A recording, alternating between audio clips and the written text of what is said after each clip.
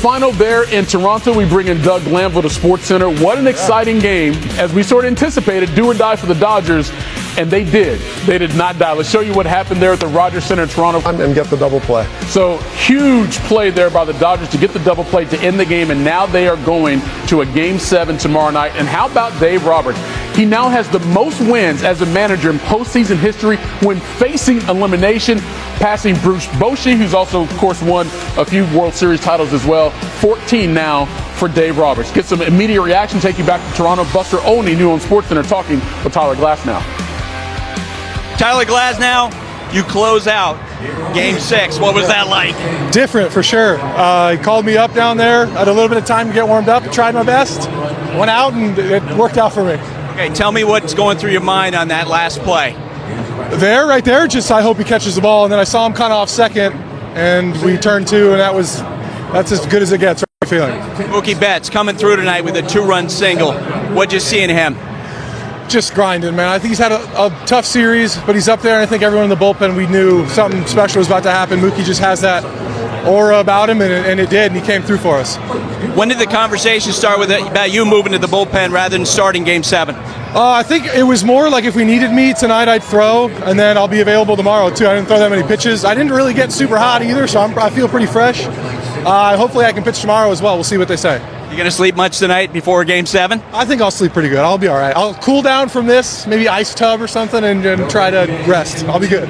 Tyler, thanks. Thank you very much. Move back to you. And that's a good point. He didn't throw that many pitches. The way the Dodgers bullpen has been of late, it literally will be all hands on deck. Everybody. Just which hands Dave Roberts wants to pull out of that bullpen. Right. But let's go back to that final play, because I know Blue Jays will feel like we totally blew it there on that double play. Obviously, it was a mistake by Barger, but what did you see in terms of why he went so far off at second base? He was trying to do too much as a base runner, because that ball falls in, you get the jump, and then you score, and that's the tying run. Right. So he's trying to do more. My mom would say, you're trying to get there without going, right? You have to make the decision and say, okay, take it easy. It's going to cost them, that final out. All right, so let's go back to the way this game started with the pitching, because you had two guys out there that were dealing early, and then the Dodgers obviously got to Gausman, and then Yamamoto gave up one, and then he wasn't trying to give it up again. Did Dave Roberts get out of Yamamoto what he needed?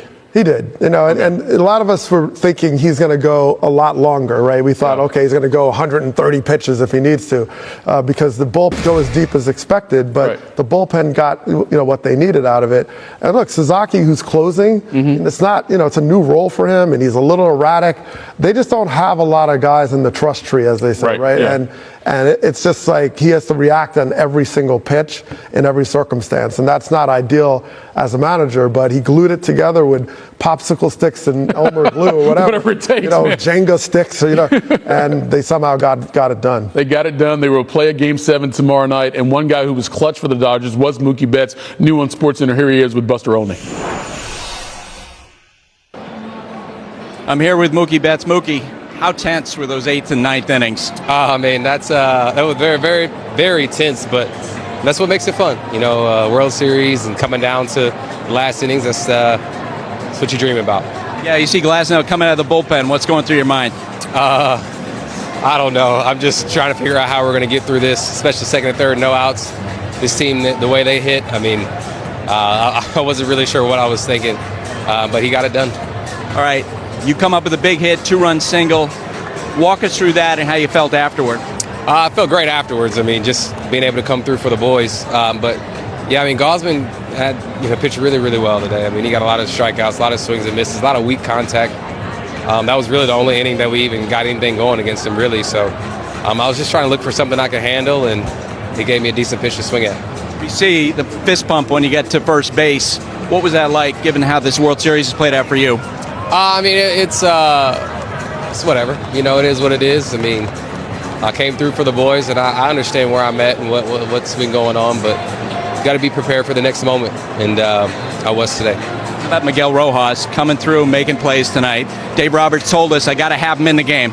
Yeah, he's a winner. He's a winner. He's a winning baseball player. You see today he made plays.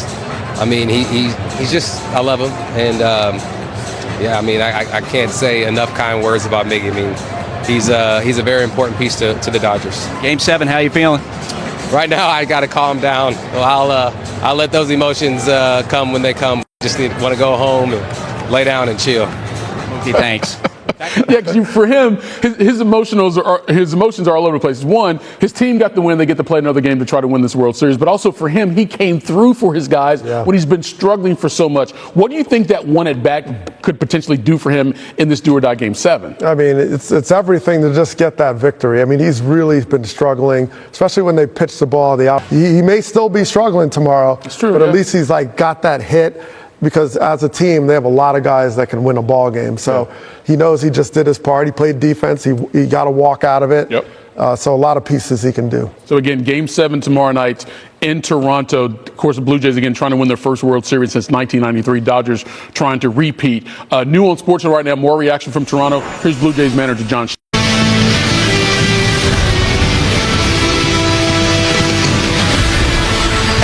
Welcome to Access Sportsnet. Dodgers brought to you by Mercury Insurance. John Hartung alongside Jerry Hairston Jr.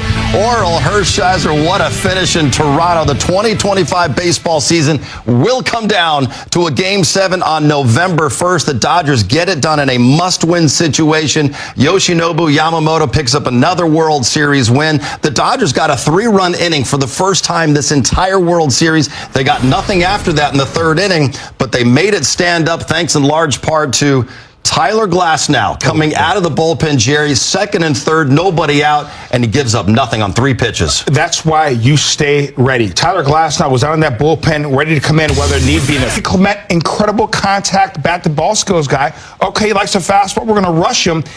Gets him to pop up on the very first pitch. Now we got some hope. Great job with that double play. And now Glasnow can pitch tomorrow. Yeah, he just got loose. He just got loose. Oh, you've got some great pitchers available tomorrow. You got Snell, Ohtani, you got Glasnow, you got Sasaki being able to come back, and then the rest of the pen backing him up. But what an outstanding game. A lot of good things happened here to bust through some slumps, and especially Mookie Betts getting the big hit. All right, so while we all catch our breath here in studio, let's send it right back out to Toronto because Dave Roberts is with David Vassegh.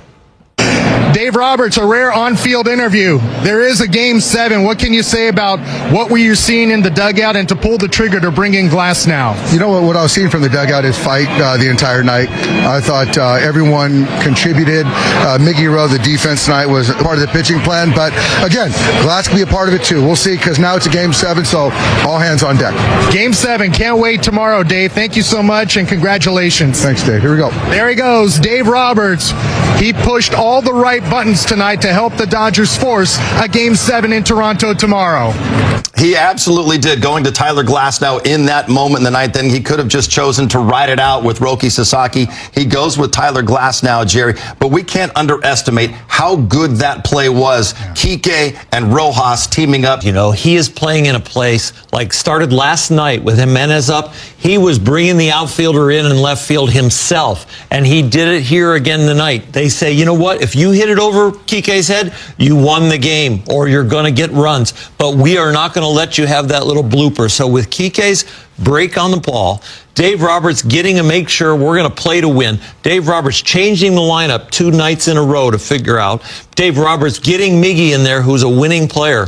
It's just outstanding. And then pulling the trigger on Glasnow for 3 pitches, and now you continue to have him tomorrow. Oral, you're very good at reading body language and also faces, and you pointed it out about Tyler Glasnow before he got out of that jam. You really liked the look on his face. He looked like a man who was determined tonight. Blood rush out of it. There was so much intensity with his eyes, like he was just like so locked in. Normally his eyes are kind of floating around and he's looking over at the bench and he's doing this and he's doing that. He was like, he had like that look of a killer. It's like, don't mess with me. We haven't seen that all that No, often you didn't want to run into him in an alley. He looked like he was very intense. I just love how ready he was for the moment. And, Oral, you understand. You've come out of the bullpen at times in your career, especially in the postseason. Especially a starter. Tyler Glasnow is used to being a starter, not used to coming out of the bullpen. Usually, a guy like a starter who is going to be used out of the bullpen, you want to give him a clean inning. There was no clean inning. Second and third, that tying run is on second base. There was no panic. I'm going to execute my pitches. First pitch of Clement, tied him up, weak pop-up, and then making sure Yes, he hit it pretty much on the barrel, but it wasn't to the pull side. He couldn't hit a home run, so he went the other way. Good piece of hitting, but better defense for Kike Hernandez. When you go out there and attack the strike zone, great things will happen. That might be the first pick we saw all year from behind your left leg that Miggy did to get the height of the ball after the bounce. He said, you know what? He got over there and he was running kind of towards third base to get there, and he couldn't stretch out towards left field. There was not enough time. He had to regain his footing, and then when he saw the bounce, he's like, I got to get it back here. That was just unbelievable adjustment. This is why you do the hands drills every single day. In front, sometimes side to side. Side to side came into play on that play. And this is why you talk about always staying ready. Miguel Rojas hadn't started a game in 25 days. He goes out there tonight and a great defensive play to slam the door on a Game 6 victory. Let's go back to Toronto right now and hear from Will Smith with Kirsten Watson. Well, let's start with how this game started. Yoshinobu, he has been excellent this World Series. What did he do just to set the tone for you guys today? Yeah, he set the tone. They gave up the one run, but gave us, 6 strong innings and handed over the bullpen. They shut it down. We needed a good start out of him today, based on eliminations. So, yeah. When it comes to calming down these relievers, I mean, there's a moment Justin Robleski, there's a double on. You guys go and have a conversation with him. What did you say then to kind of ensue that huge strikeout that he had against Jimenez? Yeah, I just wanted to talk it through with him. Keep some confidence in him, see where he's at. Got a big punchy right there. They kept the game, 3-1. We knew this game was going to be all hands on deck for Tyler Glasnow to come out of the bullpen. To how he closed this one out, I mean, what does it say about a guy like him who likely would have had the start tomorrow? Yeah, he came in, he was nails. I don't know how loose he got, but he seemed calm. Talking to him, he seemed calm actually, which was kind of settled me down, after getting those 2 hits. But yeah, he got the job done. We needed it. You guys put yourself in a position, you forced a Game 7. What does it mean just to be 1 win away from the ultimate goal you guys had at the beginning of this year? Yeah, this is where we wanted to be. All year long, this is the goal. To prove we're the best team in baseball, come out tomorrow and do it. Congratulations on this win, Will. Thank you. Thank you. Yoshinobu Yamamoto has pitched in 3 World Series games. He's now 3-0, 2-0 in this Fall Classic. Or he goes 6 innings tonight. He didn't throw a 3rd straight complete game, but he seemed like he emptied the tank in his 90s. The best pitcher in the world. He's been the best pitcher in the world, and he continues to impress. Again, we weren't expecting him to have a complete game, but we did expect for him to give us a chance to win this ball game, and he did just that. Even more impressive when you consider that both of his World Series starts were in Toronto, a very good place to hit. Great place to hit. It's a volatile crowd out there, hostile crowd, Jerry. Let's go back to that 6th inning, though. He retires the first 2 hitters, and then he gives up a double, and then he walks his first. But that's what makes him so elite. You have a little traffic, he's able to shut that door. We saw that split finger from Gausman early in the first 2-3 innings. That one that looks like the fastball at the knees and then buries. And Yamamoto found it there at the end to get him out of the jam. That's just an outstanding pitch. I think he did a great job continuing to mix all 6 of his pitches in. We saw some cutters, a few more cutters here and there. So I'm not just going to throw you the straight fastball. I'm going to make it move a little bit right to left. Another great job. I think on the pregame show tomorrow, we're going to call our shots offensively, but we should have a call our shots on who's going to be the MVP. Because if Ohtani pitches and hits a home run, he's going to be in the race, all right, if he pitches well. If Yamamoto does what he's already done and doesn't come in, he's right in there in the race. Who knows who's going to be the MVP if these Dodgers win in 7? And that's the key. You got to win. You got to win. I love where your head's at. You win, and then we'll decide who's going to be the MVP. All right, Dodgers had a 3-run 3rd inning. It all was started by Tommy Edman's double. Let's hear from Edman right now with Kirsten Watson. Tommy, it was all or nothing tonight. You guys have now forced a Game 7. When you think about how this game came to an end, Tyler Glasnow coming out of the bullpen, I know it was all hands on deck, but what a special way to pick up this Game 6 win. Yeah, it was huge. Guys stepping into roles that they don't normally. And for him to get those 3 outs in 3 pitches, and really impressive, and a sick play by Kike and Big at the end. Kevin Gosselin was excellent through his first 2 innings of work. What were you seeing there from him as he faced the bottom of the order, allowed you to get that double? What were you just seeing from him, and what adjustments maybe did you make? Yeah, he just tries to get ahead in the count, so I wanted to be aggressive early, and once he got ahead, he was just going to try to get us to chase. But fortunately, I got a good pitch to hit, and we were able to make something happen that inning, and that was kind of the game right there. What was the conversation just when it came to the game plan for you guys to get things going offensively and building innings like we saw there? Yeah, just not trying to do too much. Instead of trying to try to score 5 runs at once, just try to pass the baton. Put together good at bats and and we did that in that third inning, and that led to our first kind of 3-run inning in a while, and hopefully we get some more of those tomorrow. Yoshinobu, how he started this game off. I mean, what does it say about a guy like him and what he's been able to do in this World Series specifically? Incredible. The biggest stage. These guys saw him for 9 innings last time. One of the best hitting teams in baseball, and throw 6 innings, 1 run again. Super impressive, and just don't have enough words to say about how good he was today. It's not too often we see a 7-game World Series. You guys are 1 win away from achieving what you guys set your minds to. Congratulations on this one today, Tommy. Thank you. Appreciate it.